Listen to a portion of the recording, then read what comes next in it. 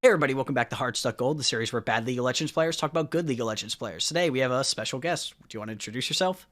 Hey, how you doing? I'm Ravishing Ravish, formerly known as and currently definitely go by the most ravishing man on the internet. So that's kind of my main thing. I am a caster for the LFL English and and semi-pro in general. So very, very, very happy to be here. Thank you for having me on. No problem, no problem. Honestly though, it's good to have you on because it's an interesting perspective because you always hear about the players, you always hear about the coaches, you always hear about, you rarely hear about the production though, right?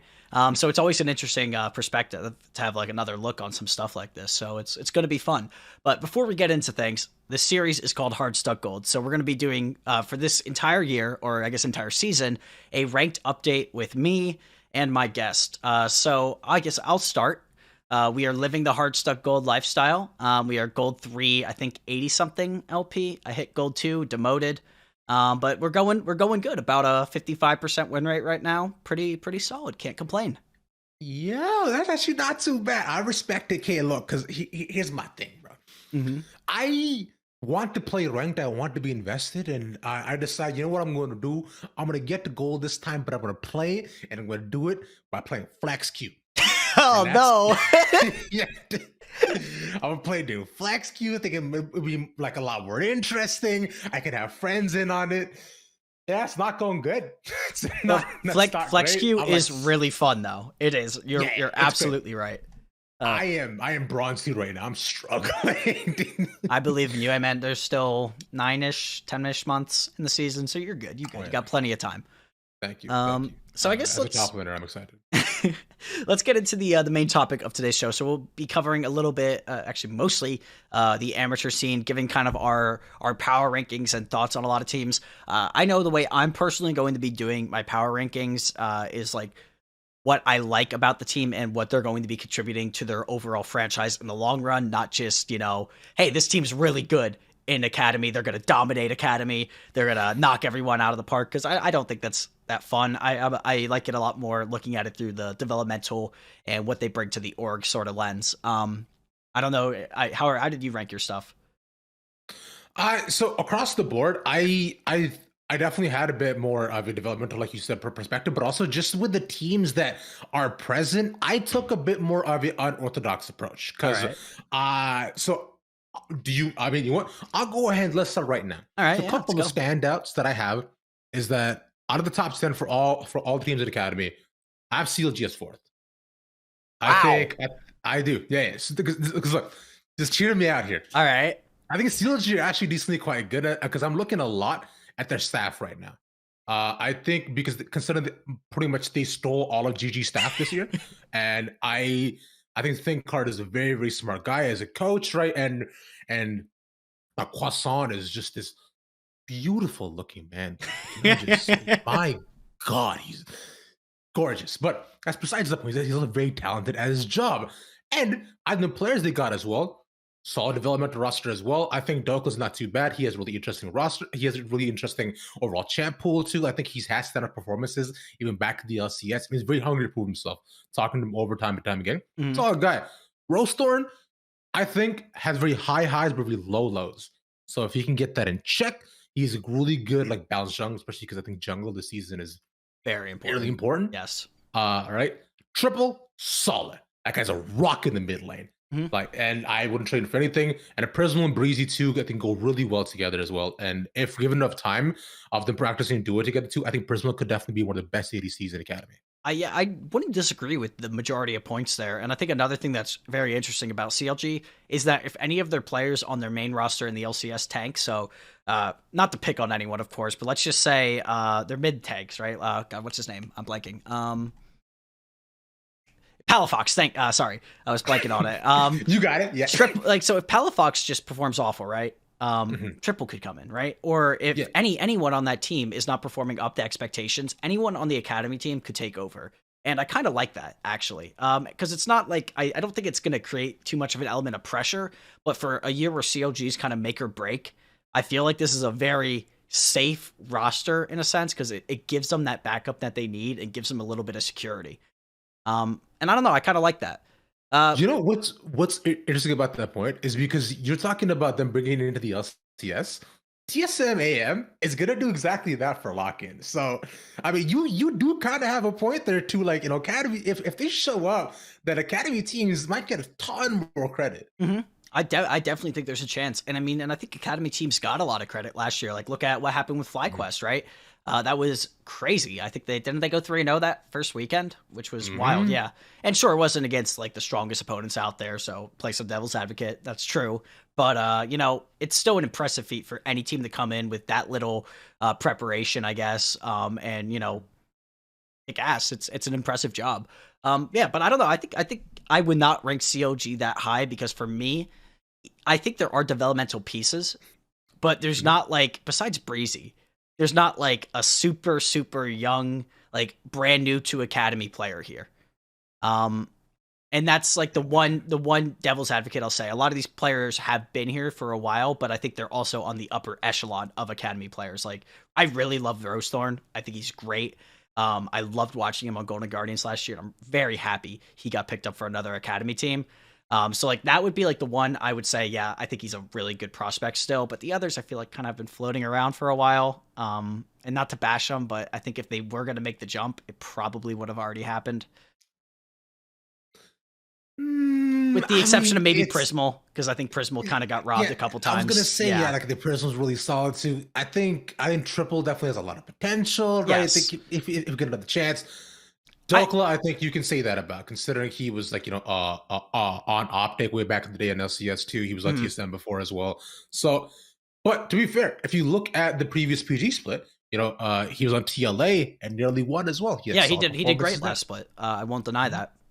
It's more or less like, I don't think that he doesn't have the ability. I just don't know which team would take a chance on him, Also true. So it's that's kind of the issue sometimes when it comes to Academy, is that there are a lot of players who like, wow, I really would love to see this person in the LCS or get another shot. But for someone to get another shot, someone in the LCS has to not be playing. So it's like, who do you do that to? When's the right circumstance? It's it's hard. And that's kind of what the GM's for, right? It's not my decision. But I don't know. I think CLG's interesting. But honestly, on my list, I had him 9th. Okay, that low, man? Come on, bro. They're not that bad. I don't think they're bad. I just, again, it's like, I understand what they're doing with their main roster, and I think that was the main reason behind a lot of the decisions. I think they'll actually place really well. I really like them placement wise. But like, they're not developing a lot, and that's kind of my one gripe. Okay, because I had TSMAM 9th. So the AM, yeah. I had TSMA 9th. All right. It's now mainly because look, I like Viper a lot. I think Viper and Nanda together, just when I watched them through all of AM, these guys are phenomenally unstoppable duo. Which, by the way, Viper's brother, Channel Sniper, just played his first game yesterday in just open qualifiers for Did they win? This guy's a beast, bro. He's so good. It's actually disgusting. Like I believe. So I watched him play Ornn, watched him play Jace. Not of course the Sacred Champions, but he's solid. Oh yeah. Like you can see that with enough time and actual like support from capable like coaches and support staff, which 100 Thieves has tons of. Plenty of, yeah. He's going to be absolute creme de la creme. For sure.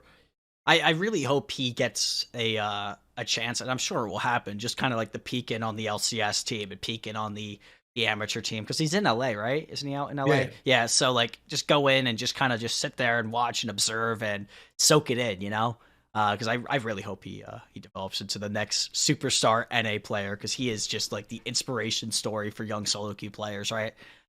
So I know it's great. But speaking of TSM though, I had him 2nd. Okay. All right. Okay. So here we go. This is where the two separate standards and how we ranked it is really coming in. Look, I could definitely be proven wrong, considering their team now has to play up against LCS lock-in. So if they manage to show up, then they're not going to show up in the LCS, and I don't even know if they'll show up in Academy, honestly. But I really like a lot of the looks with this team. I'll be honest. I love Instinct. I think Instinct is great. He's a great young ADC. Yersan, I think, did pretty solid last year. Happy he's back. I think NA is really lacking in supports, so I'm always happy to see a support that I think was pretty good, continue. Takeover, I'm not too bullish on in the long term, but I think he's fine for this year. Hyper, I think, is really good so far, and he did all right last year. And then Viper's a solid top lane veteran. See, that's where I disagree. I think Hyper is meh. I just don't absolutely a best. I don't think he's amazing. And I think if TSM gets a chance to pick up someone like Will come summer to replace him, I think they will. Yeah. So here's the thing too, because I know Will had a lot of offers, but he wanted to finish school. Focus on school. Yeah. Crazy. Wait, is he done school this summer too? Yeah, he graduates this summer, which is why I bring that up, because I'm calling it now. TSM is going to get Will. Mark my words. I don't care how much they have to spend. I think they are willing to spend it. I don't know. I think it's going to happen. I mean, considering TSM is willing to spend on half the LDL, then I'm sure they can buy Will out, bro. That wouldn't be a hard thing to do. But I think other teams will be competing. I'll be honest. I think a lot of teams are going to want this guy, right? Oh, yeah, dude. Just like, he's coming in as this, 16-year-old prodigy in the jungle. And even talking to him, this guy, he's surrounded by veterans. He's like, yeah, man, I just gotta play my game. Bro, what a baller. This guy just does his thing. He knows he's good and doesn't care. Yeah. Shout out to Will, bro. And he was such a surprise, too, because you were like, oh, God, after Acadian went up to the LCS, you're like, who are they going to get to replace him? This who Megalol, who no one's ever heard of, they find. And he just smurfs. It's like, what the hell? Like, where did you find this guy? Like, I don't know. It was impressive. I was shocked. Shout out to Invert one time for just doing his scouting on that. Great, man, great job. What an absolute pickup too. Which scouting, by the way, I definitely want to raise later on, because FlyQuest is doing a phenomenal job of that. Yeah, Fly's looking interesting too. I don't know. I really like what TSM's doing. I like what they've done in the last 2 years in both academy and amateur. I think TSM doesn't get enough credit often for their academy program, when they've actually historically been one of the better ones in terms of developing talent. I'm not going to say they're, C9 or 100 Thieves or EG, but I think they've done a pretty decent job. A lot of great players have come through TSMA. Treats, Lost, Tactical, Spica. I don't know. They've done a good job with it. So I don't know. I like what TSM's doing. They have, what's his face? Guy who's always the head coach is staying the head coach. I'm blanking. Parth? No, not Parth. It's, yeah, you know who I'm talking about, right? Yeah. The dude with the face. The guy with the face. The guy with the face, dude. There it is. What is it, bro? That's gonna. I'm looking at it right now, because it's gonna. Peter Zhang. Oh my god. Yes. Okay. Peter Zhang staying there. I think he's great. I don't know. I really like what TSM's done, and I'm usually the first person to bash TSM because it's fun. As a previous TSM fan, or should I say, just as a Bjergsen fan, I was committed to TSM ever since I started watching the LCS back in 2014, dude. Mm-hmm. Now that Bjergsen has left, I'm finally free. You're free. I'm free to root for another team, because it was getting really hard to root for TSM. Fortunately, Reginald's not free from investigations. Am I right, or am I right? Blow. I'm sorry. Bro, hasn't that been going on for years at this point? Yeah, I'm surprised. I feel like it's just a PR move, honestly, on Riot's end. But why? It felt like that drama was over months ago, and now it just kind of got dredged up again. Yeah. I don't know. I don't. Well, it's going to be interesting to see if they do anything. Can't say much more than Reggie, doing silly things again. Yeah. All right. Which team you want to talk about next? So based. Since you brought up the whole developmental pipeline, though, I think TSM does a decent job of that, which, by the way, I think Tactical, overall, Tactical really saw, didn't see a ton of stardom, in TSM, but only after he plays Double Lift, and then he plays Double Lift, did he really get noticed, which, by the way, by a complete fluke accident, did that happen? Oh, true. I won't deny that, yeah. Yeah, that's, I think that's definitely something that I can definitely call into question, but... Fair enough. If we're talking about people who actively, promote and work on the stars, it's gotta be EG. You really got the flag behind you, bro. I do. These guys, biased. And the number one, name right now in everybody's mouth is Jojo Pian. this insane mid laner who came from amateur up to academy and now in the LCS, dude. He's a star. He has phenomenal mechanical outplay. I remember he casting some of his games. Like, this guy's disgustingly good. His Silas can absolutely like strike fear into the hearts of the old and the young. He is crazy.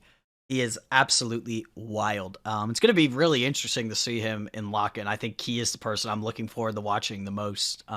Because I think a lot of teams are going to be committing a lot of resources mid lane. I'll say that to try to shut him down and prevent him from 1v9ing the game. But EG's roster, for those who aren't aware, it's Surdy, Tomio, Saligo, Kaori, I don't know how you say it, and Skytech. So Kaori's an interesting one. I guess we'll start there because he's from the TCL. He played on Supermassive in the spring and summer. I think he played on Academy for one of those splits. I don't recall which one. But allegedly, a bunch of LCS teams were looking at him. And I've even heard top 5 LCS teams, which is interesting. I don't know whether that was for Academy, whether that was for the LCS, but a lot of people had their eyes on this guy. And when I was talking with Kelsey the other day on the Hardstuck Gold episode, he's like, "This guy's really good. This guy's really, really good." So they're hyping him up. Do you have any thoughts on this guy, or do you even know a lot about him? Yeah. So based on what you just said too, that was a lot of the information that I pretty much had. That was just on his history, but I've never really seen him play. Yeah. Until Academy starts next week, I will be able to form a proper opinion at least a couple of weeks in or after seeing a lot of his games. But considering what you guys just said, right? I was a big fan of Supermassive back when they were a team, and like that, and also just like looking at just a couple of the other minor regions like Supermassive, and also I miss Gigabyte Marines as well. Like very fair. I can't blame you. And also old school Flash Wolves too. Those guys are my favorite teams in the world. God, with Karsa, bro. Oh what we would do to have that team back, right? Oh, anything. I'm gonna sidetrack. Point being, right, is I think, like you said, it's if Kelsey says that this guy's insane, I ultimately trust her opinion. She is absolutely all knowing. So I give it over to Miss Kelsey Moser on this guy just being godlike. I'm all for it. Also considering, they also put their ADC as well with the LCS. So I can't remember his name. Yeah. What do you mean, Danny?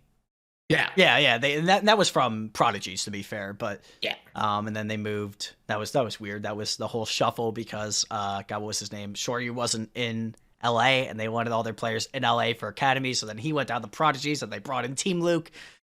Crazy shuffle of players. But honestly, like the entirety of this EG roster is so cool. Surdy was promoted from Prodigies. Tomio was promoted from Prodigies. Skytech was promoted from Prodigies. And then you have Saligo, who I think everyone can agree kind of got robbed last year in the LCS. Baffling still. And then you have, as we just talked about, Kaori or Corey or that guy, that name. Corey. Yeah, I don't know, man. Dude, it could also be Kaori because Kaori is like, but then Kaori is also like a Japanese name for a female. So I don't know. He could also just be maybe that's what it's named after. Yeah, who knows? Yo, we'll have to find out. Someone has to prod him on it and figure it out. But honestly, I have EG on my list as number 1 in terms of what I was looking for in a team. I think they promoted talent. Every single player here has a purpose. They got rid of Tony Top to bring in Surdy, I think, for a reason, and it might have to do with Impact's military service possibly being up at the end of the year because he's a lot more like Impact than Tony Top. I don't even think that needs to be said, but it has to. I don't know. I think it's just an overall great job in GMing, and every move makes sense to me. I think Surdy's a super Chad who's going to absolutely rock people as soon as he steps into the Rift. I had EG at 3, mainly because I want to see what, how they play around their bots they had to get and what their game plan is with their brand new team. I remember we were talking about it a little bit before. EG was a very skirmish-heavy team. They relied a lot on the 2v2s, and I don't know how these teams' synergy is so far, right? But just looking at just the talent of the roster, if they still plan on going for that overall skirmish heavy style and with their TP changes, I got a lot of question marks on my head. because they're not going to have, Sturdy there. So are they going to depend a lot on Tomio Saligo to carry that? Is Skytech going to be roaming a lot more? Is he going to play Bard? Please play Bard.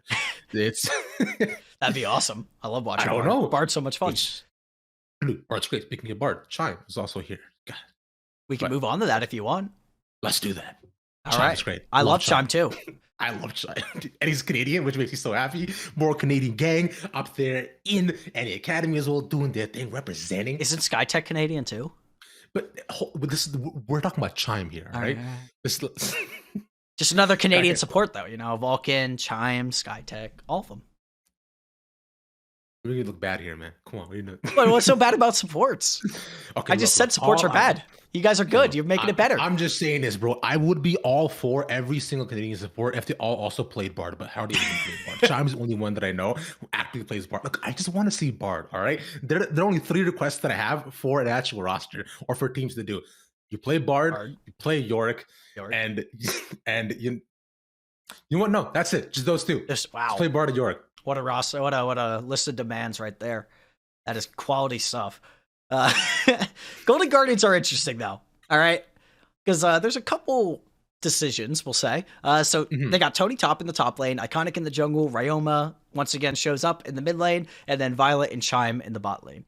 First of all, I'm happy Tony Top got picked up. I just don't think he was EG's style. Not that he's a bad player. Very happy he has a spot. Iconic though is interesting to me, and this is something I want to talk about. So, do you think let's just start the question with this? Do you think that Golden Guardians kind of game plan failed with Chime last year? Maybe. All right. Considering what GGA and their overall plan was too, I think a lot of their style was centered around maybe just putting the resources into topside, right? Because if we're looking at them having a demo nows after that too, so they had to kind of shuffle around the roster because they were looking to invest a lot more in just amateur talent. These and even Rosethorn on there too, who was eventually came out of GGA, right? These guys supposed to be superstars, and now when that can happen, I think a lot of shuffles were definitely evident.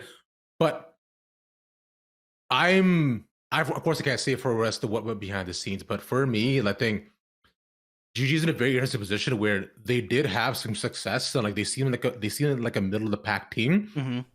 But yeah, they do have a lot of rebuilding to do, especially after losing half their staff. Yeah, I think the staff is probably the biggest thing that happened in this offseason. Because I think Golden Guardians roster on paper, at least for the LCS, is really solid. But then because they brought up a bunch of their academy coaches that weren't going up to the LCS, and now they got to rebuild all their academy coaching staff and all this. So they got a lot to do in that regard. But my thing is so for Iconic, you wanted him to be an LCS jungler. You promoted him with the idea of him being a project that maybe next year would be a lot better, right? And that project failed in my mind. And I think it failed with Niles as well. And that's, again, not that I think they're bad players. I just didn't think they were LCS ready. So I just think it's interesting that they're going to be kind of just reverting that idea and bringing him down to academy after it didn't really work out in the LCS. To me, if your game plan is to find this guy to be your next LCS jungler and it didn't work, at least through my perspective, I just move on. And I don't know. I think it's interesting to give up Rosethorn for Iconic. Yeah. It's just weird. See, that's the thing yet again, right? Because it's so many new people coming into the org, you don't exactly know what they want to do. Fair enough, yeah. Because these guys are pretty much just rebuilding from scratch from everything that they had, and perhaps they want to do exactly that with the rosters as well. But I will say, with the pieces they have, even both in the LCS and even now in front of me in GGA, they got Violet. Violet was literally at Worlds. Yeah. Right. So I think that already alongside Chime is a really good base to play off of. Because that's one thing about GGA too. They have to have some sort of pillar that they know is going to be their absolute rock. Because I think things might get, I like to say, freaky deaky up on the top side. No, you're absolutely right. I think Violet and Chime are the stability of the team. And then I think Ryoma is also a pretty stable laner in general. He really doesn't lose lane much, if at all. And if so, it's not by a significant margin. So I don't know. I think that's probably the more stable side to it. Violet, I think, was a really good pickup, though. I'm happy to see him come over to the glorious NA and join the list of Oceanic ADCs. And hopefully, maybe, I don't know, maybe they found the next FBI. Probably not, but maybe. Bold claim. Who knows? Who knows? I mean, dude, any ADC from Osh has a solid chance of getting in the LCS. I mean, look at the numbers; it's crazy. We have Lost, right? We have technically Ocean and NA are basically just one, so technically they are just NA at this point, right? Yeah, but they if you ask them what region they're from, they're not gonna say, "Yeah, I'm from NA." They're gonna say, "No, I'm from Australia or New Zealand," right? I'm from Osh. That's what they're gonna say. I don't know. I think it's a decent roster though overall. I really like what they're doing in terms of the bot lane in particular, though. So. I think I ranked him really low because I made this list a while back and I'm looking at him now. I had him at 8. I'd probably move him up a fair amount, actually. I'd probably move him closer to like 5 or 6. I had him at 8 as well, actually, yeah. Wow, what, really? So, okay. Interesting. Yeah, because they were right above Immortals for me too, so if you just use that as a natural segue. Immortals. I think Immortals, I've been disappointed with Immortals for a long time. Person. Yeah. I think they were like, I had a lot of hopes from them bringing in Viper and Nanda, which, by the way, the fact that they stuck with Keith over value. I know. Value? I know. They brought in Keith, who was very little flame to Keith, but value should have been on that team. Value should have been on any team. The fact that he still hasn't found a roster, I think, is an absolute crime. Dude, my boy Ross is he's godlike bot lane, but I'll move on past. I don't disagree. You're absolutely right. It is heartbreaking to me that he still hasn't been able to find a home anywhere in the LCS. But they had Viper on a top set, arguably one of the best top lane duo to come out of Ambridge. These guys play phenomenally with each other. Then Immortals just kind of flubbed it, like in PG, and even throughout the Academy season, they were very much there. I remember talking to Coach Jensen, and there's one play specifically which I remember watching this team and I was like, what's happening? Because they got Baron. I can't remember who was up against. They got Baron and they lost the tower. They lost mid-tier too. And that's where I just oh, okay, this team's done. I think the interesting thing about Immortals is, at least it feels like every year their direction seems to be different. Like year 1 in the LCS was just weird. And then last year you have the whole Gihodo, let's build up all of this, and then halfway through the season it seemed like they just grabbed a bunch of people, more established players, which were all deserved a chance, but more established players than just finding the next big talent. And then that kind of changed.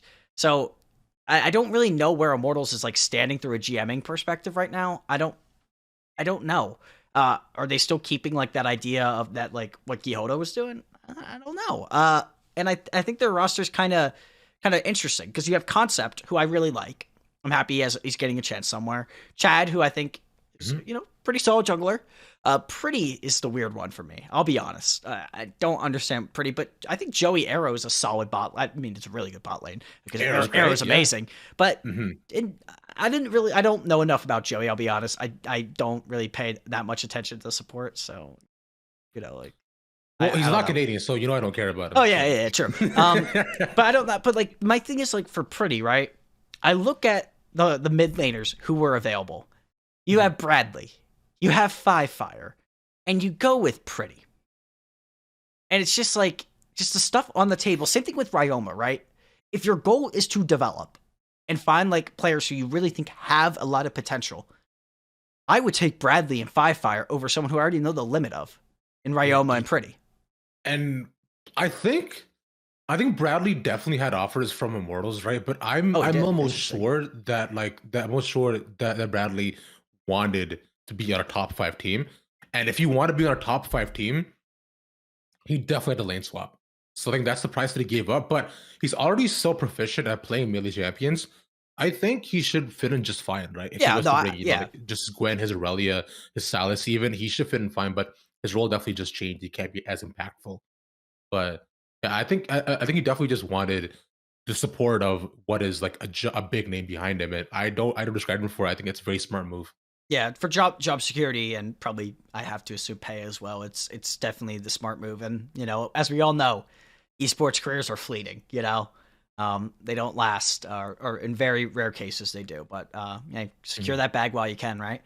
I gotta respect it. Honestly, I think Immortals is pretty middle of the road for me. I just really am confused about a couple of their decisions. Like I said, particularly Pretty. And I think Chad and Concept are interesting pickups. I think Chad's fine. I think Concept is a good one, but just I don't know. I don't want to see Fine in Academy anymore. I want to see pickups that I'm excited about. So I'm personally not very high on Concept. Like, I watched this guy play for a long time. Mm-hmm. I think he has a interesting champ pool, but if you're looking for some stability in your roster, of course you do have that in Arrow and Joey who came from Wildcard, Yeah, and were just like dominant, just dominant roster. But it makes sense. It's Arrow, dude. This guy's world class. Of course, he's gonna just absolutely dunk on every amateur like. It's kind of unfair for the amateur bot laners. Yeah, it's not at all. This is it was they absolutely got shit on trounced, but I think Concept is okay. I'm personally more confused about that decision than I am Pretty, because I think there were definitely other top laners that you could have like tried to dip into, but yeah, the Pretty staying on is yet again meh, which just puts a whole meh feel around Immortals Academy. But I'm coming in, I'm not very high on just roster in general, and I also do have them 7th, but I'm thinking looking at TSM now, dude, I might put them in 9th and put TSM 7th. Yeah. I had him, again, this is just from my older lists, and now looking at stuff now and thinking about stuff differently. I had him at 5th, and I would definitely swap them in Golden Guardians, because I think Golden Guardians is just a lot better. I don't know what I was looking at when I saw some Mortals roster. I think I was just really happy that Arrow got picked up in Concept. Like, my thing is with Concept is that a lot of people who are a lot smarter than me, who know a lot more about League than me, seem to be really bullish on him. And I don't know, that's the sentiment I've got, at least, right? And that a lot of people really are happy that he's getting a chance. And I think a player like him deserves a chance. And he hasn't really got that yet on at least, Academy or a stable roster, right? Not like swapping between AoE and Trillion teams like that, right? So I'm happy that he's got that opportunity. And I'm pretty sure he actually was never on a stable team, right? Before this, like he wasn't even on like an AoE. He was on a college team. Down. Yeah, he was he's on AoE and then a collegiate. Yeah. But just I've seen him bounce around a lot between many rosters within the tier 3 scene. So it's interesting. I'll let it go, but yeah, I'm not very high on these guys personally. Right. Hey, I respect it. Let's go over to 100 Thieves, because I think this one will be pretty quick. I think we're a team that I am high on is this team right here, bro. Yeah, they're disgusting. I have them as first. They're first for me on my list. They'll probably place first. I won't deny that. They'll if they don't get first, I think they would be an upset, right? Maybe TL, but Gamsu, Kenvi, dude, Jimin, Wixie, Sword. Are you kidding? These guys have a star in every single role. But I think the same can be said about TL though. But I think 100 Thieves, I trust their staff a lot. Personally, Papa Smithy, or Zaddy Smithy, as I like to say, is a absolute has an eye for detail when it comes to bringing up just good talent, and I trust my soul to him. Wow, that is deep. Yeah, I think placement wise, this is a team who like I said, I think they're a first place or at the very worst second place team.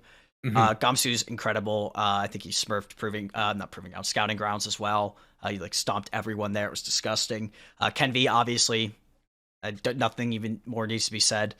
Jimmy's interesting. That's an interesting pickup. For those who aren't aware, he came over from the PCS. He was on it was like the team under. They were the third place team in the playoffs in the summer. Find out right now. Yeah. Machi, there we go. But apparently he was really good. So much so that he was like, I think even all pro mid laner, right? Or he was like second place in that voting, which is pretty impressive, especially because they were on the third place team, right? Wixie, incredible ADC. Really can't say enough about him. He is such a talent. I actually think the ADC role in general is pretty stacked in Academy. It's really impressive. I think NA and Osh combined, we have made a strong case for making some solid AD carries. And then finally we have Sword, and then Busio had to step away for school reasons, which is sad because I really like Busio. I really was super bullish on him in like the off season, and was kind of hoping that he'd like get a starting spot, but it's kind of sad. I mean, well, he had it, but you know what I mean. Great roster. There's just nothing else that can be said. It's a smurf. They're smurfing. 100 Thieves are smurfing.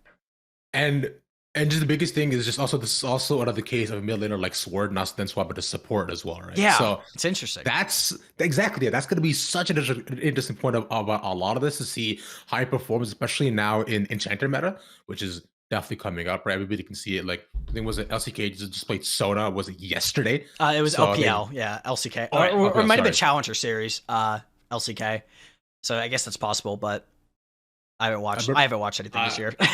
I remember I was talking to Cubby about it. So it's like, yeah, so he mentioned that Sona was there. So now that I know that the Sona Lords are officially upon us, like, and we also saw just through Janna changes that just came out there recently. Those looked disgusting. And I mean, the thing you got to keep in mind is that enchanters are broken right now, like even in solo queue, right? You look at win rates on support role. Like Sona was at like a 55% win rate before the most recent patch. Disgusting. This champion was so dumb since the mini rework on her, like, and that happened last year. Like, God, if Double of Core JJ was still a lane, I'd be horrified. Like, it's dumb. And like Lulu's really strong right now too. Karma's really strong right now. It's gonna be terrifying. So I think the supports who are able to adapt to that type of meta and just aren't the Nautilus, Thresh, Blitzcrank, players are going to be very well off, at least at the start of the season. We'll see how the meta changes. Alistar mains are gonna have such a bad time, bro. They can't even get close to anything. Sad, yeah. And then that means that Seraphine's back as well. Oh God, I'm not ready, man. I'm not ready for this, bro. I'm not ready for I love Sarah Queen. All right. Don't you dare talk trash on Seraphine. I'm kidding. I do love Sona though. I do love Sona. Sona is like my go-to enchantress. But honestly though, great roster. Let's move on to the next. I want to save C9 for last. I'm just saying that now because I think there's a lot to say about them. Their situation. Let's talk about Dignitas. Dignitas, you can throw your you could go. Yeah, dude, Dignitas, got the roster prepared like 72 hours ago, bro. They're finally here. I think they have like some staff. I am praying for my boy Deos that he has support behind him, because they promoted him, from coach from Dig Mirage up to Dignitas Academy. I think he's one of the smartest minds in league, and I think he hasn't had a chance to show himself. But I'm also his boy, so I do have to support him. But yeah, like Dig Academy they have pieces on a team. They kind of just stuck together an amateur roster and said go to Academy. I mean, you're not wrong, and I think kind of what we touched on earlier is that this was kind of a hard circumstance for Dig, especially losing Will. So you lose your super prospect, right? And you're like, all right, well, where do I even go from here? You got rid of all your, pretty much all your veterans. Acadian's gone, Lorlo's gone. You're like, all right, where do I go? So he had to pretty much rebuild this entire roster except the bot lane. Which, for those who aren't aware, the roster is, Clips changed its name, so I forget what the new one is. But it's Exu. Boris something. Boris, yeah, it was Boris. Yeah. Boris, Exu, Darkwing, Spawn, and JJ. But not bad, considering how late this team seemed to came into fruition. I kind of agree with you. I really hope there's just some support staff here. And that seems to be maybe in question. At least what I've heard last, that there's not a lot of support coming for this team through at least Dignitas. Which I think is really, really dumb and really unfortunate, because you're kind of just leaving it to the wolves, which I'm really mad at, because you do have some good pieces here. I think Darkwings is definitely like a sleeper pick in terms of mid lane. This guy can play so many champions on such a just coordinated and really high level. I think XU2 is really interesting jungler as well. And I remember watching XU all the way back. I think it was on Supernova, dude. This guy's Lilia is smurf. It's one of the best I've ever seen. And I think he's definitely developed a lot overall as a player, especially perhaps from C9 AM. Spawn and JJ are pretty solid. Yeah. I don't think they're too bad. Like you're mentioning, I think bot lanes in Academy are held in very high regard, so they might have a bit of a tough time going through just the superstars we had. Yeah. I don't know a ton about Eclipse, but from what I've heard, people are very high on him. It's interesting because like I don't think their bot lane's going to be good in the grand scheme of things, but I don't think it's a bad bot lane, you know. Mm. So it's like we said, it's just stacked. It feels like every bot lane I look at on paper and I say that's pretty strong. So it's going to be interesting to see. Like I said, I think the biggest thing is going to be the meta that dictates how well a lot of these bot lanes do. Do we see a little bit more of these like weirder bot lane picks, like the Ziggs, like the Karthus? Do we see stuff like the Enchantress? Do we see like any of this wild stuff that could happen again? So the Seraphine bot lane, bro. yeah, the Seraphine bot lane. I mean, like all those weirder picks, the ADCs that are going to be able, at least from the start of the season, when things are looking, who are able to adapt better, are probably going to be the ones who are better off here because the meta in the bot lane is looking quite wonky right now. Dignitas, good job though. Good job. I'm usually the #1 Dignitas hater. I am impressed. Good job. Well done, guys. Let's move on to Team Liquid. Team Liquid. I don't even know where to start. I'll let you start. These guys are my #1 in terms of my overall power rankings. I think TLA, like what I said about 100 Thieves, I think this stands to even more correction. They genuinely have what I believe to be a top 8 player in Academy in all the roles. These guys have absolutely stood the test of time too. Plus, of course, bringing in Bradley as well. Now the top lane, we already talked about how much of a Smurf Bradley is. This guy absolutely shit stopped every single mid laner through a collegiate and through proving grounds as well. His Gwen is gross. His Aurelia is gross. When he goes onto the Rift, it's gross. I cannot imagine what is that? How intimidating it is to play against him. Just talking to some of the other mid laners, it's not a fun time for them. He's just better, honestly. And I think top lane is going to be a wild ride for him. Armeo, I think you don't have to say much, dude. This guy's insane, right? Harry's also super solid as well too. He plays Harry's like really good on just overall mage as well, which I think where the meta is kind of going towards, especially not so much assassin type. And on Ayla too, who proven themselves throughout last year. It's yet again superstar bot lane. These guys cannot be beat. Yeah. I don't disagree with any of that. My main issue with TL is once again developmental.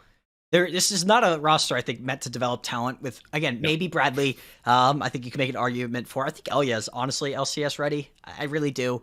And Yeon maybe, right? I think you could stretch some arguments, but this is a roster designed to win. And that's always been Team Liquid's thing. They want to just win. And as much as I respect that, that's not what, in my mind at least, Academy is for. And I think winning is part of developing. I'm not saying that. I think I'd be stupid to argue otherwise. But losing teaches you a lot, and as well. So I don't know. I'm not.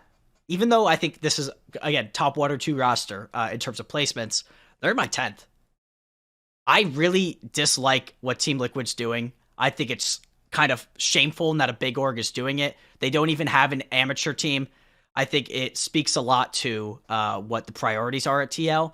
And if I had to guess, this is one of these teams that was general snipers for amateur or bust, if I had to guess, which is just sad. And also, to be fair to that, though, a lot of the reason that certain orgs, again, came up in my conversation with Kelsey Moser, because I think it was an interesting perspective, was they just don't know who to get for someone to make an amateur team. They don't know where to begin.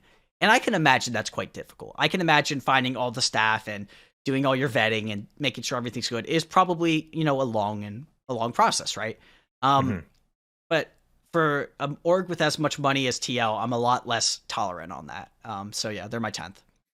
It's in terms of having an amateur roster, I've seen a lot of teams have just pulled out of just being an amateur too, which is really disappointing, right? Although we saw Immortals kind of dip their feet into it, combining with AoE, 100 Nex is still there, but it's just, I think, EGP really isn't there either, right? So it's I'm right now, I think orgs are going through a very weird time, and just the LCSs in general. So do I fault them for it? Not really, but I completely see your point. Yeah. This team is set up to win, and that's exactly what they've done by arranging all their cards for TLA. Which is just complete side note too on that too. I think like teams need to have much better identity than just I just want to win, because then Yeah. who are you really online when you lose? Right? That's a big problem of mine with teams branding of the LCS. I think it's dumb, Yeah, but but I mean they need a much more fleshed that's out what image. TL has always, said. That's always what Steve is like. We just want to win. We just want to win. We just want to win, no matter how much money. And like I said, they feel like this is a bad comparison because people are gonna hate. They feel like the Patriots or the Yankees of like the LCS, right? Where it's just they just throw money at the problem and it doesn't always work. And more like the Cowboys is a better thing than the Patriots, Mhm. right? It works sometimes. Like you have like those years where the Cowboys were good, or you could have the entire 2000s where the Cowboys sucked. So like you can have there's just a dichotomy there, and I just wish TL would. If you want to do that in the LCS, fine, but don't do that in Academy. I just don't like it. At least with 100 Thieves, they're doing somewhat the same thing. They're trying to win, but there is developmental stuff going on there clearly. And Kenvi staying was out of choice, not out of necessity. Mhm. And I think there's a clear and obvious difference there. I guess enough ranting about Yeah. TL. Yeah, Let it's like they want to win, they might win, but if we're looking at on what the purpose academy is for, yeah, it's just not there. But let's talk about the team that doesn't care about academy, C9A. Oh, okay. I was gonna say FlyQuest first, but Oh, actually, when you're right. Yeah, C9 for last yeah. FlyQuest. I actually forgot about FlyQuest. Oh, you're good. You're Uh, good. yeah, it's a so just my quick note on them. I think FlyQuest, this is a team right here that definitely does care about development. Oh, absolutely. Personally, I want to give a big shout out to one of their analysts and scouts, Loyola, too, who in fact scouted a lot of these players from collegiate too. Yeah. Loyola the Dragon, shout out to you. Yeah, That is an so interesting yeah. thing about them. They yoinked a lot of collegiate players. Hmm. Yeah, dude, like Yuji and Spirax, and like coming forward along with Tomo and Diamond staying too, and Philip coming back. So it's like, I think this roster is the biggest question mark for me, not because of just like the players in total, but like because if they actually pour resources into really making these guys great past just the first split, Hmm. I think they have a lot of potential. Yeah, and I think FlyQuest last year was a pretty pleasant surprise, all things considered. And I don't know. I think this is a Fly roster that feels boom or bust in terms of placement for me. Mhm. I think that's fine actually. Again, I like that. I can see what their plan is in terms of development. The only one I got to be honest, Spyrex I'm not super thrilled about. Personally, again, it's just another thing where okay, there's Bradley, there's Fire, there's all these other mid laners who I feel like do the job just as good, if not better. And I don't know, it's just it kind of rubs me the wrong way. So I think based upon that too, I think Sparax, although he barely got any play on Maryville, I think he's definitely somebody who should have been played a lot more as well. Okay. He's a really solid mid laner as well, who I think just if you put the time into him, can definitely be your rock there too. Is he going to be your carry? Maybe not. But I think if you're looking for actual stability for somebody who just plays Rise and just does good, that's definitely fine. And I think Sparax should definitely be go to too. Fair And plus, enough. side note, I'm pretty high on Yuji in my opinion because him coming over from the LDL. This guy's supposed to be a Smurf. So mid jungle duo, if they work well together, FlyQuest has real contention of Yeah. making at least like top 5, I would say. Yeah, Fly is really interesting for me. I had him sixth on my list. Again, I probably would adjust some of these numbers a bit, but I'd say that's probably a fair placement for them. It's gonna be I also have him exciting. 6th. Boomer bust team. And that's always fun to watch. Let's go on to the hottest debate of all time. Cloud9, Crabber, every meme ever. Cloud9 has decided, in their infinite wisdom, to not give a shit about Academy. Very These guys bluntly are put. boom and bust, bro. God. I don't even know. Like ranking them doesn't even seem like it matters. Honestly, you know what I mean? Because it's so not what the team is for. For those who I guess are not keeping up with the Cloud9 drama, they released a video where LS pretty much blatantly said, yeah, we don't really care about the Academy team. We're going to just be using it for scrims, internal scrims, to make our LCS team better. They'll swap in players when needed. From Sponsored by Microsoft, by the way. Yeah, sponsored by Microsoft, where they talk about CS on supports. And KDA is not too bad. I don't mind them using that, but it was That was bad. Like, I mean, Dude. that got approved by someone. Someone watched that and approved it. Wild. It's oh my god. LCS teams need PR people who understand esports desperately, Yeah. in my opinion. Well, Yeah. and the sad thing is, like, I think even the lady knew what she was saying was ridiculous because she seemed really nervous while saying it. If she's a data scientist and like analyzes league stuff, there's no way she didn't know that CSD is a worthless. I mean, that's not worthless, but it has a lot less worth on supports. Oh my, it was crazy. But yeah, C9's weird. They're just weird. So their technical roster is Darshan in the top lane, Malice in the jungle. I guess Fudge and Copy are technically options. And then in the bot lane, again, technically King, Sven, and Berserker. But King is going to be the one competing, allegedly. Sven is going to be the one doing eternal scrims, because King's not good enough, apparently. And Berserker is going to be playing in the LCS because he's the best, allegedly. And then Isles and Winsome, whoever is not playing in the LCS. Dude, what a shit show. what an absolute dumpster fire. It feels like, God, you ever look at the odds of something happening and there's like a chain of branching dialogue paths? That's what C9's like academy team feels like. Like there's, to understand what they're doing, I need a fucking spreadsheet. It's crazy. I don't know. Okay, so thing was on that too. Like LS said that afterwards that that's not exactly what I meant. What I meant to say was Riot doesn't really care about academy in the sense that they don't have like a ton of resources poured into them. They don't have like a whole. Essentially, there's no aim towards winning academy. Well, he said like, yeah, it doesn't really matter because it's not like there's academy worlds. But what developmental league does it matter? Does it matter in the LDL? Does it matter in the LCK Challenger Series? Does it matter in the LFL? Does it matter in any of these fucking regions? I guess more in the LFL and the ERLs because those are independent brands mostly. So okay, I'll give you that. But in any other league, it does not matter. And it's like, and the most annoying part is when he was talking about the import rule thing. That it's NA Academy. You want to have like imports in the main league, that's fine. But that's not what the point of an NA developmental league should be. Like, God. It felt so out of touch. It felt like it was, as someone, like, if you give a damn about Academy at all, and especially if you've seen the changes that Riot has done in the past, like, year and a half, and like the amount of resource, hell, even if you want to like discount what Riot's doing, look at the amateur teams that are coming. Apparently 100, not 100, CSM amateur is going to come back. Apparently there's going to be a thing with Dignitas coming back as well. Like, these teams clearly are caring more. And the success of players like a Blaze Olive, like Danny, all these players who are coming up and doing well from these systems, it is already enough proof of that. It's, I don't know. I don't have words. I'm gonna keep my eye on this. It's simply like I said, like I'm gonna look at this shit with just like this and wonder, like, as if I just got toothpicks on it, like, oh my god, what's gonna happen next? That's simply what I look at this for, because I want to see how this all goes down the drain. How their planning just like immediately just crashes and burns. Because look, bro, I think Sven is a Seeple Asia from Europe coming to destroy NA. Like, this guy after Worlds has proven to me, you're not here for us, you're here for them. Bro, you fed.